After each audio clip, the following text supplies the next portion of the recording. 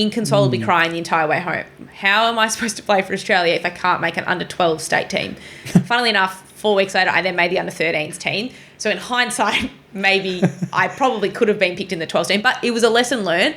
And, we lose people to sport because they have their first failure or whatever you want to deem it, and they go, oh, it's too hard, it's not for me. Whereas those lessons and the resilience that you learn through those, I guess, hardships as a 12-year-old, I was distraught. Selection is never final until your name is on that piece of paper and you're, going to whatever tournament it might be or whatever selection it might be for. It's never final. So, I think that was a very tough lesson to learn as a little, young girl aspiring to be an elite athlete. What kept you going? I loved it. Yeah. I love sport.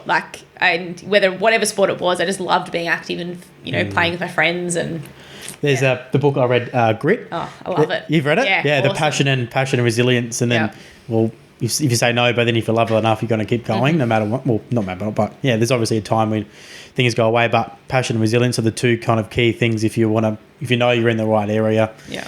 They're the two. It's interesting. I like that book. It's a bit dense, but I thought there's definitely key things I took out of it. So if anyone's listening, put it in the show notes. in the show notes. And I keep getting my brother gives me a hard time because I used to say a link in the description below, but I couldn't say it. It wouldn't come out properly in my mouth. And my brother every time, don't just say it properly. That's so good. Link in the show notes. So I've gone to say that now. Perfect. Good. Have you read Atomic Habits? No. That's a very good book. I've read it once. I'm now rereading it a second time. Oh, really? What are the key takeaways? Just that your habit it should be easy to be formed. So, saying you want to do 100 push-ups every day, let's take that as an example, is a hard habit to stick to. You might do it for day 1 and 2, 3, 4, but after a while, you're probably not going to do it. Whereas make your habits, something really, really easy to start with. If you improve 1% every day, it's pretty powerful. And then the other thing I took from it is the habit stacking. So every morning I brush my teeth and every night I brush my teeth. So rather than going... Then let's use the 100 push-ups a day. Rather than going, I'm going to do 100 push-ups a day and just that's it. I'm going to do 100 push-ups or I'm going to do 50 push-ups in the morning after I brush my teeth. I'm going to do 50 push-ups in the morning. In the evening when I brush my teeth. Okay. I'm probably more likely to do these 100 push-ups, which is a hard habit to do every single day because I've stacked it on top. And then after that, it's I want to meditate for a minute a day. So I'm going to brush my teeth. I'm then going to do my 50 push-ups and I'm going to meditate. And all of a sudden you've stacked it. It's like in the morning you wake up, go to the bathroom, have a coffee, eat breakfast, leave the house. Oh, wow, I've now got a habit and it's all stacked and that's what I do every morning. That's interesting. Do you find it as well, you do, it's it makes it a routine? Do you find those, if something happens, I don't know, something might happen that you can't help but you have to change your routine, you feel like you're out of whack? Yeah, 100%. Yeah. Routines are so powerful. Yeah. Both negatively and positively. I feel like negatively affects me more. I get out of whack and then I'm like, oh, screw it. It's so hard.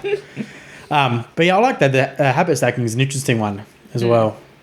Anything else? What other books you got? Oh, gosh. The Happiest Man on Earth. Completely different topic. Yeah. Eddie Jaku, he's 100 and something, lives in Sydney, works at the Holocaust Museum, I believe, in Sydney. Still works? Yeah, still works. Yeah, that's incredible. So it's a really, really short book. You could finish it in a day. Right. Otherwise, you could finish it in a week easily enough. I've passed it on to lots of people. What does he go over? What was that, sorry? What does he go over?